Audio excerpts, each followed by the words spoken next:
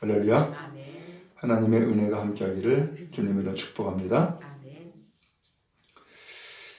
이 마태복음을 다시금 쭉 읽어나가며 또 이 말씀을 준비하면서 이 날로 뭐랄까 새로운 면을 보게 돼요. 그래서 오늘 예수님께서 이 말씀을 이런 상황에서 이런 사람들에게 주신 것이구나. 그리고 이 말씀을 통하여서 이 사람들을 위로도 해주시고 격려도 해주시고 또 촉구도 하시고 새롭게 변화시켜 주시는구나 라는 것을 하나씩 하나씩 깨닫게 되어져요. 오늘도 이 말씀에서 보면은 12절에 그러므로 무엇이든지 남에게 대접을 받고자 하는 대로 너희도 남을 대접하라. 이것이 율법이요 선지자다. 이렇게 말씀했어요. 생뚱맞잖아요. 7절에 보니까 구하라, 찾으라, 두드리라. 이건 분명히 기도에 대한 말씀을 하잖아요. 근데 기도에 대한 말씀을 하고서는 12절에 가가지고서는 그러므로 그러면서 대접받고자 하는 대로 대접해라. 이게 율법이고 선지자다. 갑자기 이렇게 말씀이 전개가 되는 거예요. 도대체 이게 무슨 상황일까? 이게 도대체 무슨 뜻일까? 그러니까 좀 여기서 혼돈이 생기거나 좀 헷갈릴 수 있는 그런 상황이잖아요. 그래서 이 말씀을 하신 것은 당시 모인 무리들, 당시에 모인 무리들과 더불어서 그 상황들을 우리가 이해를 해야지만이 이 말씀이 무슨 뜻인지 이해가 된단 말이에요. 그래서 지금까지도 계속해서 말씀드렸지만 산상수훈은 마태복음 5장부터 시작을 해요. 근데 그 5장에 보면 5장 1절에 예수께서 무리를 보고 산에 올라가 앉으시니 제자들이 나왔다. 여기 제자는 무리라고 했죠. 무리들이 예수님 앞에 따라 나왔다. 이제 그런 얘기예요. 그런데 이 무리들이 도대체 누구냔 말이에요. 그리고 산에 올라가 앉았다라고 했는데 그 예수님께서 올라가신 그 산이 도대체 어디냔 말이에요. 그것은 갈릴리예요. 갈릴리. 그리고 여기 산이라고 했는데 그 산은 갈릴리 호수 옆에 있는 언덕이에요. 그래서 성지순에 가보시면 아시겠지만은 거기 갈릴리에 팔복교회라고 있잖아요. 그 팔복교회가 갈릴리 호수 그 위편, 언덕 위에 있는 거예요. 그런데 거기에 무리들이 모인 거예요. 어떤 무리들이 모였을까? 그 앞에 마태복음 4장 23절부터 25절까지 보면은 예수께서 갈릴리를 쭉 다니시면서 가르치고 천국 복음 전파하고 모든 병과 약한 것을 고치셨대요. 그러니까는 그 예수님이 고치시는 것이 소문이 쫙 퍼져가지고서 수리야, 그 다음에 온 땅에 있는 모든 사람들, 갈릴리, 데가볼리, 예루살렘, 유다, 요단강 건너편에서까지 수많은 사람들이 모인 거예요. 그 무리들이에요. 그럼 이 사람들은 어떤 사람들이에요? 가장 확실한 것은 병자들이었구나. 왜? 병 고치러 왔으니까. 그 다음에 갈릴리 지역이니까는 이거 가난한 사람들이고 소외당한 사람이구나. 알 수 있죠? 그 다음에 이 갈릴리 지역의 사람들은 상대적으로 유대 지역에 사는, 곧 예루살렘 지역에서 사는 사람들과 반대가 되는 사람들이에요. 예루살렘에 사는 사람들은 율법을 잘 알고 그 다음에 종교적인 혹은 정치적인 권력과 위치를 가지고 있는 사람들이었어요. 근데 상대적으로 이 갈릴리는 가난한 사람들이에요. 병든 사람들이에요. 그리고 죄인 취급받고요. 그리고 소위 말하면 차별당하는 사람들이 주로 모인 곳이 이 갈릴리 그 호숫가의 마을들이었다고요. 그러니까는 이 사람들이 지금 모여 있는 거예요. 근데 이 사람들이 이렇게 모여 있는데 말씀을 드린 것처럼 차별당하죠, 가난하죠, 죄인 취급받았죠, 그 다음에 병도 들었죠.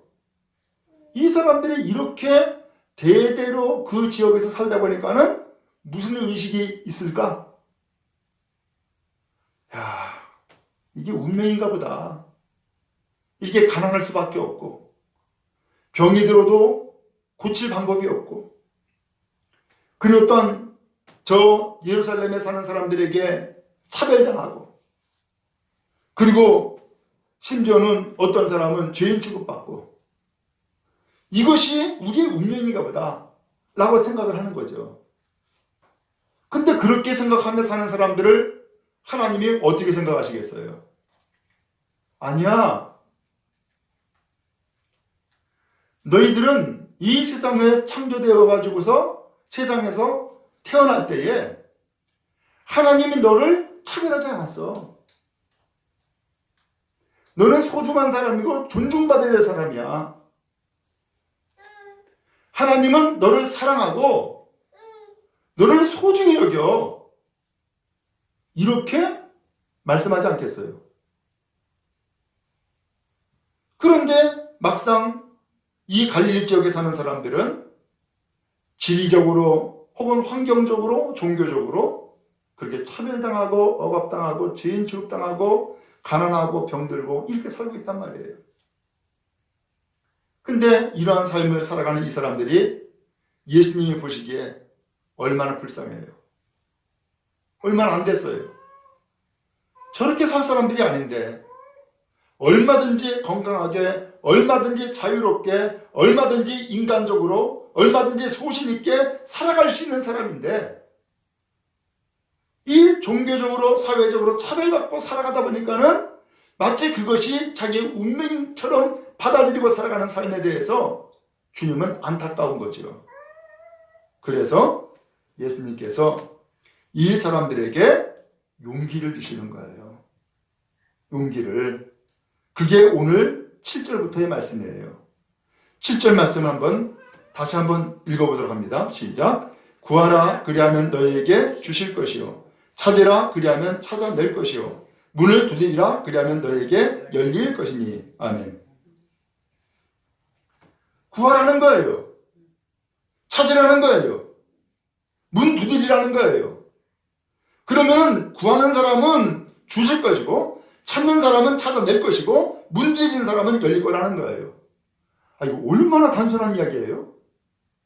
그리고 또 지금으로 표현하면 얼마나 당연한 이야기예요. 그렇잖아요? 근데 왜 굳이 이 모인 무리들에게 예수께서 이 말씀을 왜 하시냔 말이에요. 말씀을 드렸죠? 이 사람들은 지금 살고 있는 삶의 환경이 내 운명이다라고 여기고서 살아가고 있다고. 그러니까 어때요? 아니 예루살렘에 있는 유대인들에게 차별받다 보니까 그리고 또한 죄인 취급받다 보니까 무슨 마음이 들어요? 야, 내가 세상에서 이렇게 차별당하고 이렇게 죄인 취급받고 사는 거 보니까 하나님이 나를 버렸나 보다. 하나님이 나를 기뻐하지 않나 보다. 이렇게 생각할 수 있잖아요. 그렇게 생각하는 사람이 기도할 수 있겠어요? 기도가 나오겠냔 말이에요. 우리도 경험하듯이 너무나 기가 막히거나 아예 인생에 대해서 체념해버리면 기도가 나와야 나와요? 기도 안 나오죠. 구할 마음도 안 생기고요. 구할 용기도 없어지죠. 지금 이런 사람들에게 예수께서 아니야! 구하라! 구해라. 그러면 하나님이 너에게 주실 거야. 찾아라! 그러면 반드시 찾아낼 수 있어. 문 두드려! 그러면 그 문은 열려지게 돼 있어. 예수께서 지금 이 말씀을 하시는 거예요. 예수님은 이 말씀 통해서 마음의 어둠의 장벽들을 전부 다 헐어버리신 거예요. 그리고 하나님 앞에 담대하게 구할 것을 말씀하는 거예요. 그러면서 8절에 이어서 말씀했어요. 구하는 이마다 받을 것이다. 찾는 이는 찾아낼 거다. 두드리는 이는 열릴 거다. 이 말씀을 하시는 거예요. 확신을 주시는 말씀이죠. 용기 주시는 말씀이죠. 아, 예수께서 저렇게 말씀하시는 거 보니까는 나도 기도할 용기가 생기네. 나도 기도할 마음이 다시금 일어나네. 아, 내가 저 문을 두드리면은 나에게도 열어줄 수 있겠구나 라고 하는 마음이 서서히 생기기 시작하는 거죠. 주님은 바로 그 사람들에게 이 말씀을 하시는 거예요. 여러분, 우리도 믿음이라는 게 뭐예요? 또 다른 표현으로는 용기예요. 그래서 이 믿음이라고 하는 것은 주님께서 우리가 갖기를 원하시는 거예요. 그 용기를 얻기를 원하시는 거예요. 그래서 하나님도 평생 제대로 불러보지 못한 사람도 하나님 하고서는 하나님을 아버지라고 부르기를 원하시고, 한 번도 내가 입을 열어서 하나님 앞에 구할 용기를 갖지 못했던 사람이 하나님 나 소원이 딱 한 가지가 있는데 이거 꼭 좀 들어줬으면 좋겠어요 라고 하는 기도하는 마음을 갖는 것이 주님이 기뻐하시는 뜻이더란 말이죠. 그러면서 비유를 들었어요. 9절에 보니까 너희 중에 누가 아들이 떡을 달라는데 돌을 주며 생선을 달라는데 뱀을 줄 사람이 있겠느냐 그랬어요. 여러분, 아들이 아버지에게 아버지 나 밥 좀 주세요 그러는데 밥 안 주고 돌가루 줄 사람이 있어요? 그런 아버지 없어요. 그렇죠? 또 생선 달래요. 아버지 나 반찬 좀 주세요. 근데 뱀을 줘가지고서 물고 삼키는 뱀을 줄 아버지가 있냔 말이에요. 세상에 그런 아버지 있어요? 없어요. 그런 아버지 없어요. 그래서 11절에 예수께서 말씀하시는 거예요. 11절 말씀은 한번 같이 또 읽습니다. 시작. 너희가 악한 자라도 좋은 것으로 자식에게 줄 알거든 하물며 하늘에 계신 너희 아버지께서 구하는 자에게 좋은 것으로 주시지 않겠느냐. 아멘. 너희가 악한 자라도 좋은 것으로 자식에게 줄 알거든. 그렇죠? 아무리 나쁜 아버지라도 자식한테는 뭘 줘요?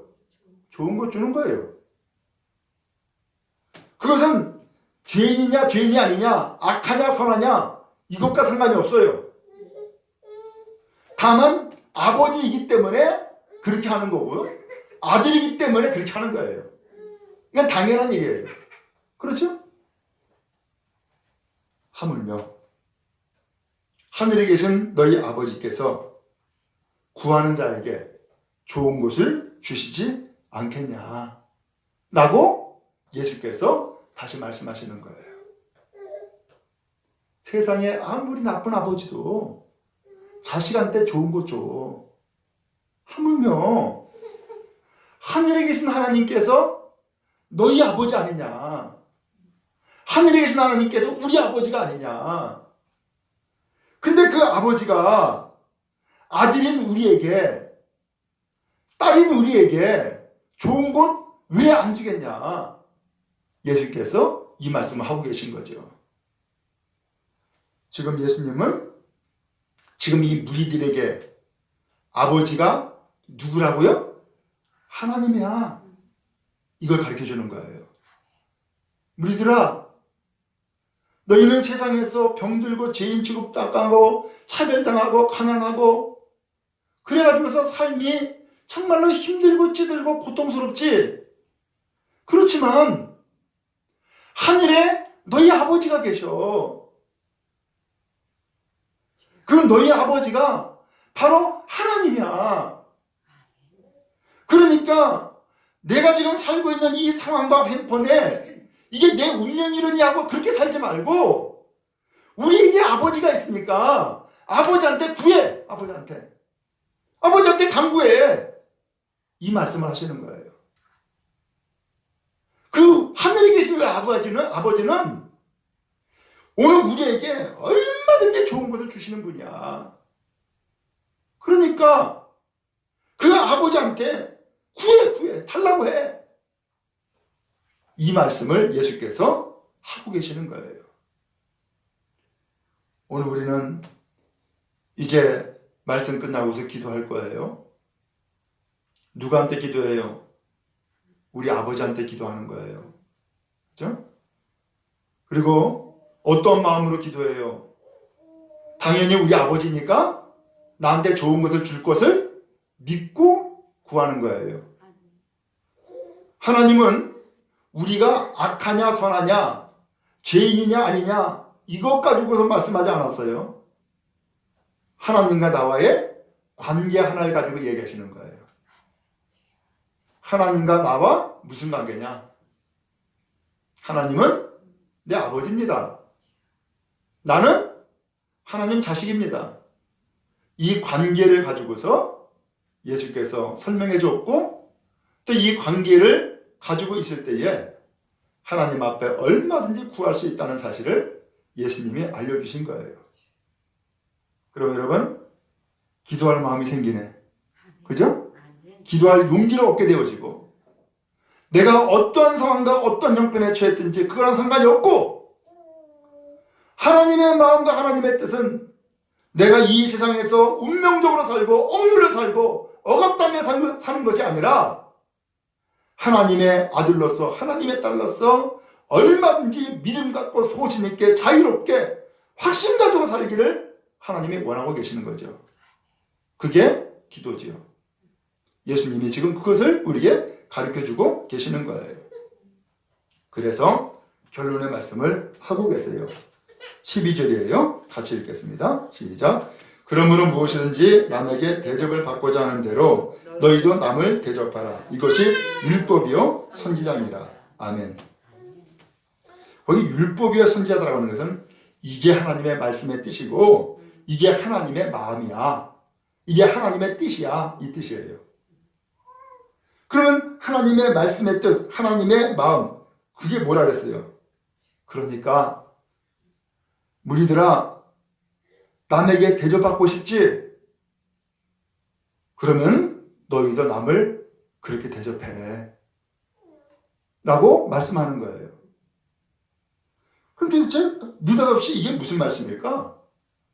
이 말씀을 좀 더 자세하게 해석하기 위해서는 우리가 지금 7절을 읽었지만 6장 1절부터 봐야 돼요. 1절에 뭐라고 되어 있냐면 비판하지 말라 말씀했어요. 왜 비판하지 말라 그랬어요? 너희가 비판받고 싶지 않으면 비판하지 마라. 이 말씀을 하신 거예요. 나는 사람들에게 비판받는 거 원해요, 원치 않아요? 원치 않지요. 그러니까 나도 비판받고 싶지 않으면 비판하지 마라. 이게 남에게 대접받고자 하는 대로 너희도 남을 대접해라. 같은 뜻이에요.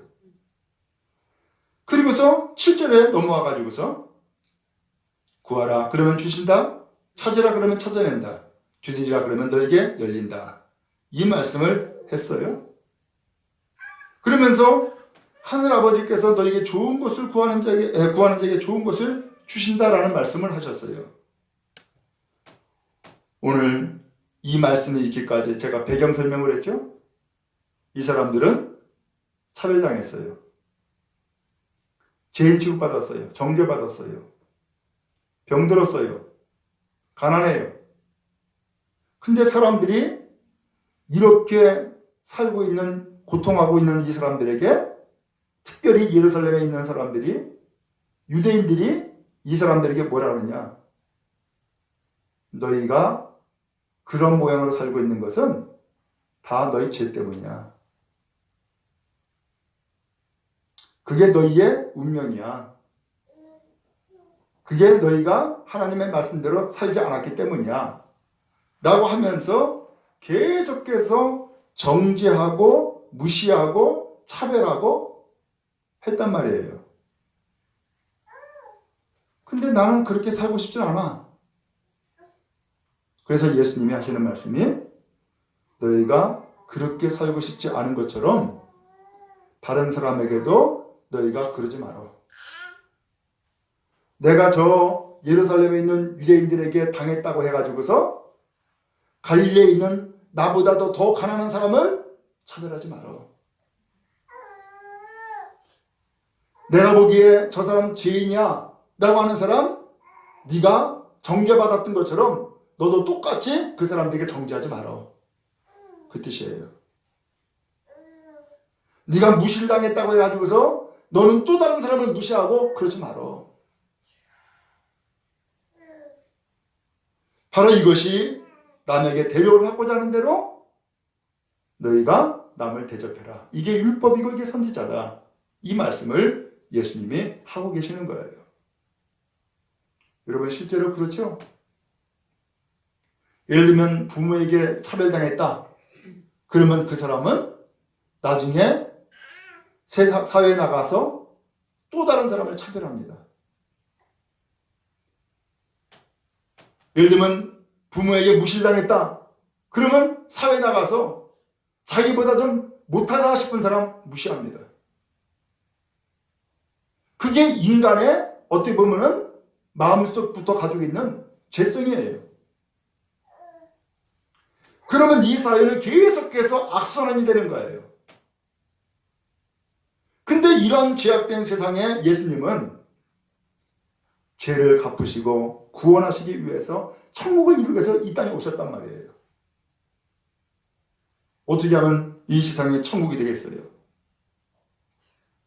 그래서 하나님의 말씀, 그 뜻, 하나님의 마음, 이걸 정확하게 깨닫고 그 하나님의 말씀대로 하나님의 뜻대로 살아야 된다는 것을 예수께서 가르쳐 주신 거예요. 이제 오늘 우리의 삶을 바꿔야 되겠어요. 이제는 우리의 운명을 변화시켜야 되겠단 말이죠. 내가 차별당했다고 차별하는 인생이 아니라 나는 차별을 당했지만 나는 다른 사람을 차별하지 않고 공평하게 정의롭게 평화롭게 난 대할 거야. 이런 인생을 살아야 되잖아요.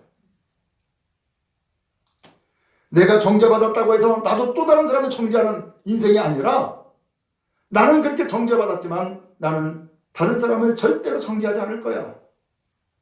모두 다가 하나님의 소중한 자녀로 여기고 그리고서 공평하게 평화롭게 사람들을 대할 거야. 이런 마음을 가지고 살라는 거예요.